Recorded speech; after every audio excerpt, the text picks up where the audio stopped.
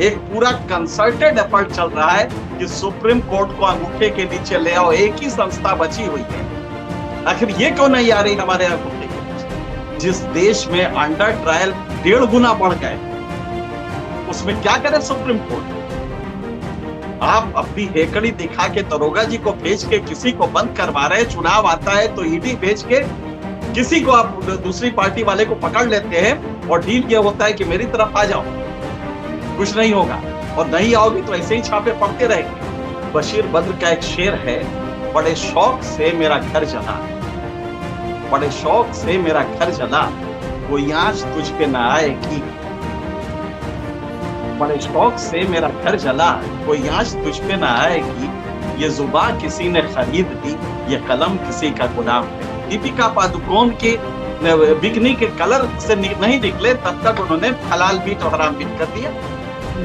आप देखते रहिए, अब आप पेट पे पत्थर बांधे हलाल हराम करते रहे, लुम्पेनाइज्ड कर दिया, लंपट बना दिया। एक सोसाइटी के एक वर्ग एक लंपटवादी सोच बना दी है, एक समाज को लंपटता की तरफ ले जा रहे हैं, ताकि वो कभी ये पलट के ना पूछे कि भाई साहब नौकरी का क्या हुआ।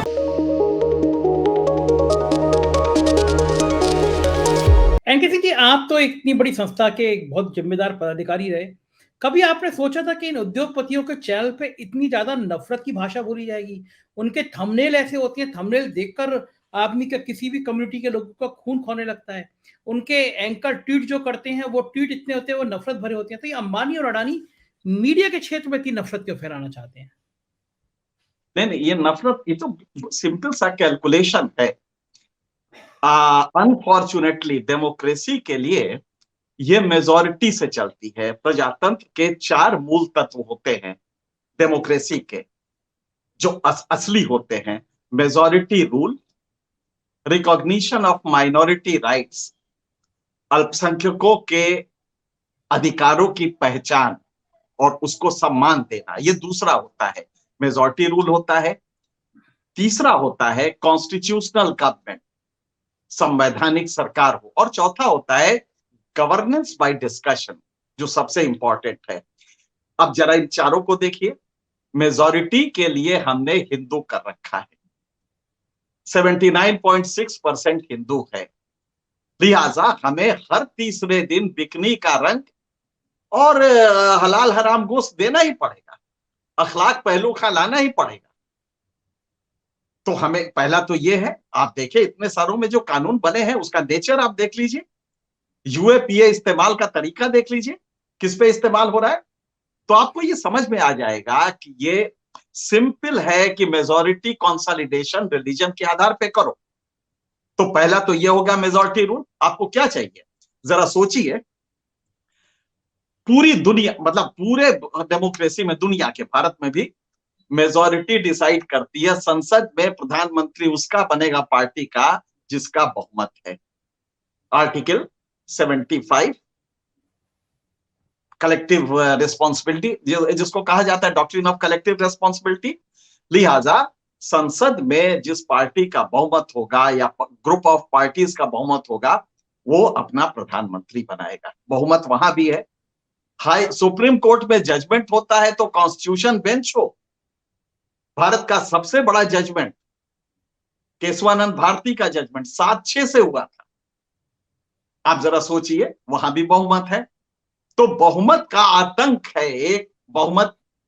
लिहाजा कुछ नहीं किया इस सरकार ने, इस पार्टी ने, किसी तरह बहुमत वाला आइडेंटिटी पकड़ो, और उसने पकड़ लिया तो हर तीसरे दिन आज फलाने का फोटो लगेगा, किसी संघ के उसका फोटो लगेगा, कल किसी और का लगेगा, इसी बात पे विवाद शुरू हो जाएगा, दोनों पोलराइज हो जाएंगे। तो कितना सिंपल है ये, आप जरा सोचिए कि ये इसका मतलब क्या रहा। लेकिन बिकनी का रंग कैसा हो, इस बात को देश के कलेक्टिव कॉन्शियसनेस को टिटिलेट किया, उद्वेलित किया जा रहा है। अच्छा, वो समाज कैसा है जो उद्वेलित हो जा रहा है?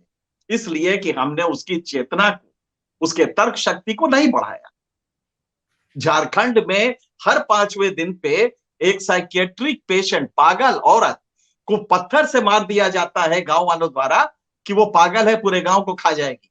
डायन है पूरे गांव को खा जाएगी। और जो हाथ वो पत्थर चलाते हैं वही हाथ हमारा पार्लियामेंट का मेंबर चुनते हैं, हमारा विधायक चुनते हैं जो कानून बनाता है। तो ये डेमोक्रेसी होगी कैसी? तो मेरी कोशिश तो ये होनी चाहिए कि उसकी उस चेतना को बेहतर करें। और हमारे पास साधन है, एक सस्ता साधन आ गया है। अब किसी सेठ की, गोदी सेठ की जरूरत नहीं है। देता रहे हम अडानी, एनडीटीवी, हमारे पास 5 रुपए के खर्च पे हम अपना जो ये नेट लगाते हैं, नेट पे हम ये संप्रेषण कर सकते हैं। लेकिन झूठ का संप्रेषण अगर 1 घंटे भी हो जाए, जैसा कि मैंने बताया जोनाथन स्विफ्ट ने कहा था, 1 घंटे झूठ अगर ठहर जाए तो वो कन्विंस कर लेता है और सच नहीं कर पाता। तो हमें उस झूठ का पर्दाफाश करना है और सच को बहाल करना है, यही उसकी नेसेसिटी है। बिल्कुल सिंह जी, एनके सिंह जी, ये सरकार बहुत जोर शोर से डंका पीट रही है कि हम ब्रिटेन को पछाड़कर एक बहुत बड़ी अर्थव्यवस्था बन गए हैं, और रोज नए आंकड़े आ जाते हैं कि हमारा अर्थव्यवस्था बहुत मजबूत है, और रोजगार के भी नए नए चीजें आ रही हैं। क्या आपको लग रहा है कि ये सरकार के इन आंकड़ों में भी कुछ झोल है? ब्रिटेन की अर्थव्यवस्था का जिक्र बार बार हर आदमी, बड़ा पॉलिटिकल आदमी कर रहा है, इसके पीछे क्या रणनीति है? क्या वाकई में थोड़ा विस्तार से बताना पड़ेगा, लेकिन हम चाहते हैं कि ये भी आ जाए मुद्दा। वैसे डैनियल वेबस्टर एक फिलोसफर और राइटर हुए हैं, उन्होंने बड़ा बढ़िया कहा था, nothing will ruin a country if the people of that country nothing will ruin a country if the people themselves will undertake to protect, safeguard it. एक कंट्री को कोई बर्बाद नहीं कर सकता अगर जनता ने उसके सुरक्षा का जिम्मा ले लिया है। लेकिन वहीं अगर जनता ने ये कुछ हाथों में दे के और आराम से बैठ गई है तो वो कंट्री को बर्बाद होने से कोई नहीं बचा सकता। और इसी पे बड़ा बढ़िया एक शेर साहिर लुधियानवी का है, सितम के दौर में हम अहले दिल ही काम आए, सितम के दौर में हम अहले दिल ही काम आए, जुबा पे नाज था जिनके वो बेजुबा निकले। बहुत सही। जुबा पे नाज, आज जिनके ऊपर हम भरोसा करते थे कि नहीं ये तो बोलेगा ना, वो सब तो बेजुबा हैं। तो ये हमारी ड्यूटी बन जाती है कि ये हम करें। अब आपके हम उस सवाल पे आते हैं, ये जीडीपी होता क्या है? जीडीपी टोटल इकोनॉमिक इंटरेक्शन जो होता है, जो टोटल, जिसमें प्रोडक्शन भी होता है, मतलब सारी चीजें होती है जितने भी हैं, ये सारा होता है, इसको हम जीडीपी के रूप में देते हैं। पर कैपिटा इनकम, इसी से पॉपुलेशन को डिवाइड करते हैं तो पर कैपिटा इनकम निकालते हैं, जो नेट इनकम होती है। अब अंबानी की इनकम और हमारी इनकम दोनों डिवाइड कर दीजिए, जो जीडीपी से है तो आ जाएगी। अब आप सोचिए कि अंबानी की इनकम कोरोना काल में 90 करोड़ रुपया, जबकि कोई फैक्ट्री नहीं चल रही थी, हर घंटे बढ़ रही थी। और मैं बेरोजगार, अच्छा मैं तो छोड़ दीजिए, 12 करोड़ लोग बेरोजगार हो गए थे उसी कोरोना में। अंबानी, उसके बावजूद अंबानी की इनकम 90 करोड़ बढ़ रही थी। लेकिन हमने कभी आंदोलन किया कि ये कैसा है अंबानी का इनकम जो दिन रात बढ़ता है? कोई अडानी आता है और आप सोचिए, पावर प्रोजेक्ट्स, पावर भी छोड़िए, कोल माइंस 18 है उनके पास, लूट रहा है वो पूरे देश को, और सिर्फ एक इशारा है कि साहब सत्ता में बैठे लोग इसके साथ हैं, लिहाजा किसी की हिम्मत नहीं है। तो ये Adani Ambani rich poor divide बढ़ता जा रहा है। लेकिन वो बड़ा बढ़िया, मुझे याद आता है, एक रोम के बहुत बड़े कवि हुए हैं, उन्होंने एक बड़ी बढ़िया बात कही, उनके नाम था जुवेनल। उन्होंने कहा था, give them bread and circus, they will never revolt. उन्होंने रोम के जनता के बारे में कहा था, इनको खाली रोटी और सर्कस दिखाना शुरू कर दो, ये इतने नशे में होते हैं सर्कस के, ये कभी रिवोल्ट क्रांति नहीं करेंगे, हम उसी में हैं। हमें रोटी मुफ्त की 5 किलो दे दी जा रही है। आप जरा गौर कीजिएगा, कितना सही था वो कवि जुवेनल जिसने ये बात कही थी, give them bread and circus they will never revolt. हमारे यहां भी सर्कस हो रहा है, वो दीपिका पादुकोण के बिकनी का रंग देख के हो रहा है, ये भी एक सर्कस ही है। ये जो आप देख रहे हैं हलाल हराम, ये भी सर्कस ही है। और रोटी के लिए 5 किलो तो दे ही दे रहे हैं, भिखमंगा बना ही दिया है। अब वो नहीं लड़ेगा, अपने बेटे की शिक्षा के लिए नहीं लड़ेगा, क्योंकि उसको नशा है कि साहब केसरिया पे हमला, केसरिया तो ये अंडर गारमेंट कैसे हो सकता है? अच्छा, वो भी शाहरुख खान कैसे ऐसे पकड़ सकता है? उसका तो नाम ही शाहरुख खान है। कई एंगल्स है इसमें, तो ये आप समझ सकते हैं। अब जीडीपी है क्या? एक बार बड़ा बढ़िया, जब जीडीपी अपने पीक पे चर्चा थी, तो फ्रांस के सरकोजी थे उस समय प्रेसिडेंट, उन्होंने कहा कि भाई मेरे समझ में नहीं आता ये जीडीपी, ये क्या भला है ये जीडीपी। तो अमर्त्य सेन की अध्यक्षता में 100 दुनिया के इकोनॉमिस्ट का एक कमिटी बना ये बताने के लिए जीडीपी है क्या। उसकी 645 पेज की रिपोर्ट आई, मैंने वो रिपोर्ट पढ़ी है।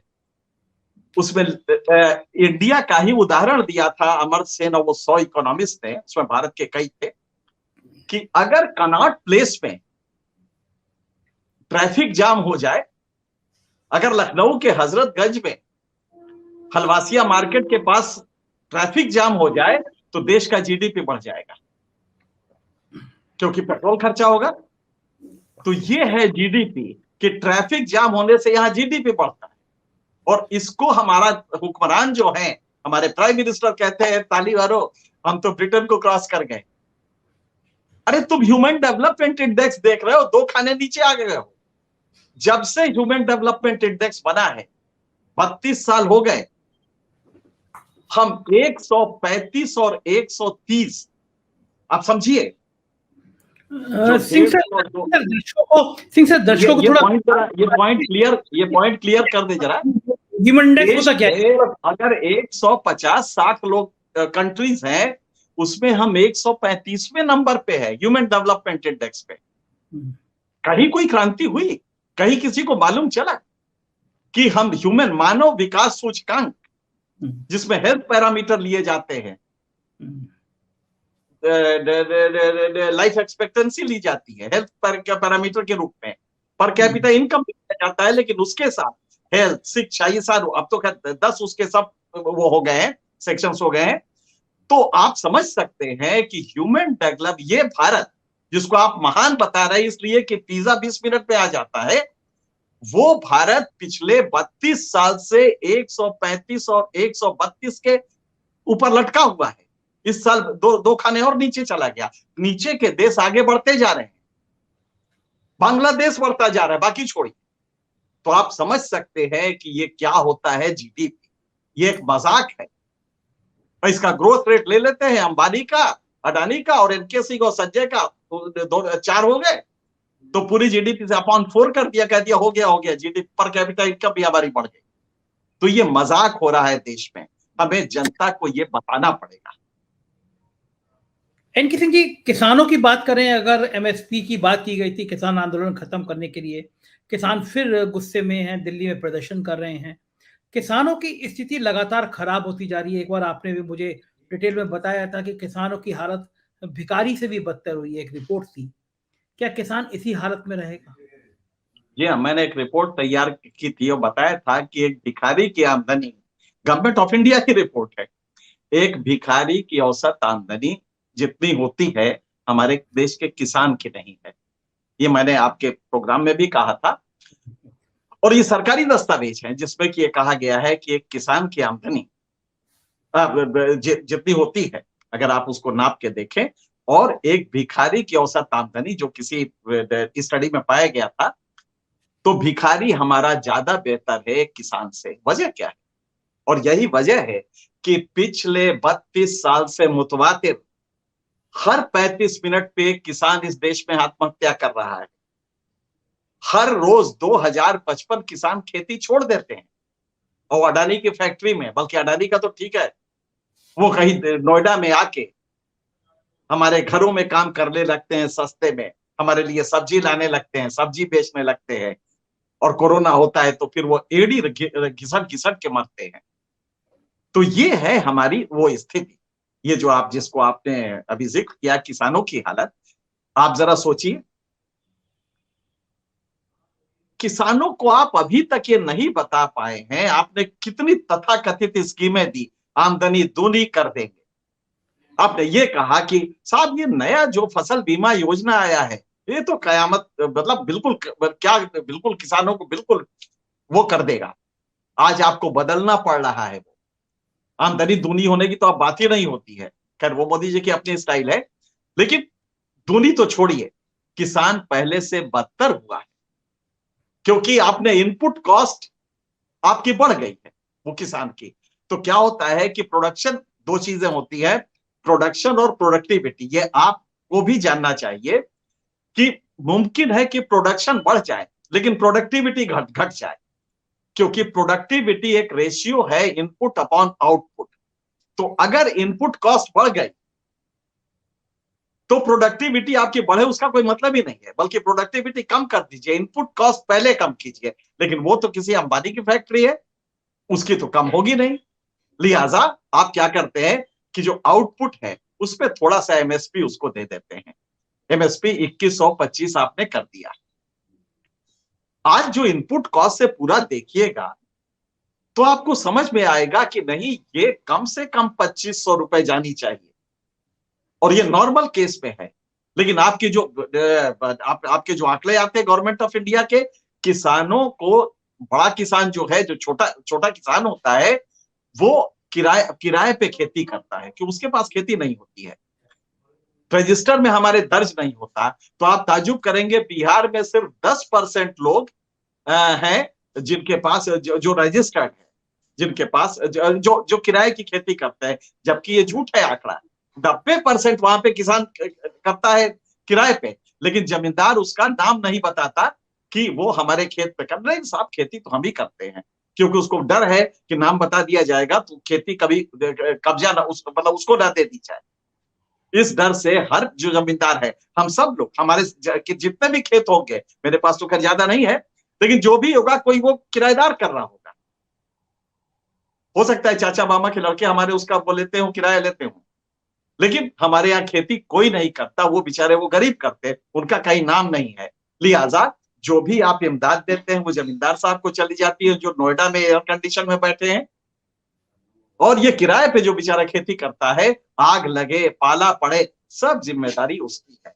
तो किसान की हालत को कभी आप जाके देखें और तब उसको समझें और उस पर रिपोर्ट बनाएं, तो वो रियल रिपोर्ट होगी। और तब ये आंकड़े दें कि किस तरह सरकार ने उनके पेट पे ही नहीं, उनके जमीर पे ही नहीं, पेट पे लात मारा है, और ये लगातार चल रहा है। तब ये समझ में आएगा किसानों को, और तब वो हमारी बात से कन्विंस हो। बिल्कुल ठीक बात है। एनके सिंह की बात थोड़ी सी राजनीति की भी कर लें। हमने चुनाव देखे पिछले दिनों, 3 बड़े चुनाव देखे, दिल्ली एमसीडी देखा, हिमाचल देखा, गुजरात देखा। एक चीज बड़ी अच्छी भी कह सकते हैं और बड़ी खराब भी कह सकते हैं, चेहरा सिर्फ एक सत्ता का, मोदी जी। 9 राज्यों में चुनाव हैं अगले साल 2023 में। क्या ये लोकतंत्र के लिए, किसी भी सत्ता के लिए ये चीज शुभ है, अशुभ है कि एक व्यक्ति का चेहरा पूरी पार्टी में हर जगह करे? और क्या लगता है कब तक चल पाएगा एक व्यक्ति का चेहरा, कब तक हिट होता नहीं, रहेगा? भारत में अब यह यहाँ फिर आता है कि भारत की जनता हीरो वर्शिप की आदी है, उत्सव धर्मी है, हीरो वर्शिप की आदी है, ये उसकी मजबूरी है। Darling of masses Nehru ji हुआ करते थे। तो खैर वो एक उससे निकले थे, स्वतंत्रता आंदोलन से निकले थे, तो उनका एक समझ में आता था। जो अभी निकले हैं वो किस बात के हैं डार्लिंग, ये मेरे समझ में आज तक नहीं आया, लेकिन हैं वो। इस बात को हम नहीं भूलना चाहिए कि कोई कुछ भी कहे, इस समय सबसे मकबूल भारत के समाज में वो हैं। वो कब जहनियत आएगी कि हकीकत समझ में आएगी, एक अलग टॉपिक है, लेकिन वो हैं। प्रजातंत्र के लिए तो शुभ नहीं होता जब कोई कहता है कि कांग्रेस मुक्त समाज, तो डर लगता है कि अगर ये एकल, क्योंकि इसका बहुत पूरे पूरे दुनिया के पॉलिटिकल साइंस में अब ये स्टेब्लिश हो चुका है कि अगर एकल नेतृत्व इस तरह का रहेगा तो इंस्टीट्यूशन पे पहले कब्जा करेगा, फिर माइंड स्पेस ब्लॉक करेगा, जनता के दिमाग को पूरी तरह से, जो आज हुआ है बिकनी और ये जो आप देख रहे हैं, उसके माइंड स्पेस को ब्लॉक करेगा, और तब उसके बाद वो जो नंगा नाच शुरू होगा मेजोरिटेरियनिज्म के नाम पे। इसी को टॉकविल ने बड़ा अच्छा कहा था, एक किताब लिखी थी, जब अमेरिकन डेमोक्रेसी को देख के वो आया तो बोले यार बाबा समझ में नहीं आता, यहाँ पे तो हर चीज मेजोरिटी से डिसाइड हो रही है। तो टायरनी ऑफ मेजोरिटी, बहुमत का आतंक, ये उसने एक आर्टिकल लिखा था, बाद में वो बड़ा शेप ले ली।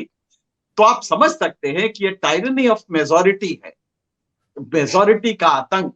दुनिया में डेमोक्रेसी के लिए इससे बड़ा खतरनाक कोई चीज हो ही नहीं सकता। तो ये टायरनी ऑफ मेजोरिटी है, जब तक इसको नहीं, और ये है किस आधार पे? धर्म के आधार पे है। तो अगर ये धर्म के आधार पे रहेगा तो ये दिक्कत हमेशा रहेगी। लिहाजा जनता को हमें ये बताना है कि तुम्हारी बहबूदी, तुम्हारे बेटे की नौकरी बिकनी के रंग से नहीं लगेगी। तुम्हारे बेटे की नौकरी, तुम्हारे घर की सड़क, किसानों के लिए रिम्यूनरेटिव प्राइस, इसके मिलने के तकाजे और हैं। तुम उस पे ध्यान दो, बजाय केसरिया रंग और अखलाक के उसमें फ्रिज में क्या मिल रहा है इसको छोड़ो, ये हमें बताना। एनके सिंह जी, बड़ा व्यक्तिगत सवाल, मुझे लगता है मीडिया जगत में मोदी जी को इतने करीब से किसी ने नहीं देखा जितना आपने देखा। आपने उनके इंटरव्यू किए हैं, आपने उनके संग यात्राएं की हैं, तब से अब के वाले मोदी में कितना चेंज आया है? देखिए, मैं सवाल का जवाब बिल्कुल नहीं दूंगा, कम से कम, क्योंकि पर्सनल जो होता है वो पर्सनल होता है और वो फॉर्मल उसमें नहीं आ सकता। हम क्विंटेसेंशियली रिपोर्टर रहे, मूल रूप से रिपोर्टर रहे हैं, तो वो तो उसी के रिश्ते होते हैं। लेकिन सत्ता जब आ जाती है, उस समय जो एबरेशंस होते हैं, और कोई बच नहीं पाता इस सत्ता के अहंकार से, दुनिया में कोई नहीं बचा है। मुझे नहीं लगता है कि मैंने आज तक भी एक आदमी देखा होगा जो वो तो अच्छा हुआ कि गांधी जी कांग्रेस से ही इस्तीफा दे चुके थे और सत्ता उनसे दूर रहे, वरना गांधी जी को भी एबरेशन का झेलना पड़ता। तो अच्छा हुआ कि वो सत्ता से दूर थे या वो नहीं रहे, वो उनकी हत्या हो गई। लेकिन सत्ता के अपने एबरेशन है, और आप जानते हैं लॉर्ड एक्टन ने कहा था, power corrupts, absolute power corrupts absolutely. तो जब एब्सोल्यूट पावर आपको मिल जाता है तो आप वो आखिरी जो होता है एनडीटीवी जो आवाज, उसको भी आप खत्म कर देते हैं। ये आपकी फितरत होती है कि एक भी आवाज कोई ना उठे। मेरे ख्याल से वो नवाज देवबंदी का बड़ा अच्छा शेर है, उनके कत्ल पे मैं भी चुप था, मेरा नंबर अब आया, मेरे कत्ल पे आप भी चुप हैं, अगला नंबर आपका है। तो यही होगा। बहुत शुक्रिया एनके सिंह जी, आए आपसे बहुत लंबी लंबी बातें करी, समझा, और मैं रिक्वेस्ट करूंगा कि मैं जल्दी जल्दी आपसे बात करता रहूं, दर्शकों को बहुत सारी जानकारी मिलती है। शुक्रिया, थैंक यू। आप देख रहे थे 4 PM पे श्री एनके सिंह जी की बातचीत, देश के वो गंभीर बौद्धिक पत्रकार जिन्होंने विभिन्न मुद्दों पर आपको समझाया, समझने की कोशिश करिए। समझाने का काम किसी भी एक अच्छे पत्रकार का होता है। देखिए अपने आसपास के परिवेश को, मान के चलिए प्यार से भरी कोई भाषा नहीं होती है, किसी भी नफरत के खेल में मत पड़िए। अपने स्कूल, अपने अस्पताल, अपने बच्चों का भविष्य देखिए, समाज में प्यार बढ़ाइए, यही सबसे बड़ी पूंजी होती है। शुक्रिया आपका अपना कीमती समय देने के लिए। Thank you.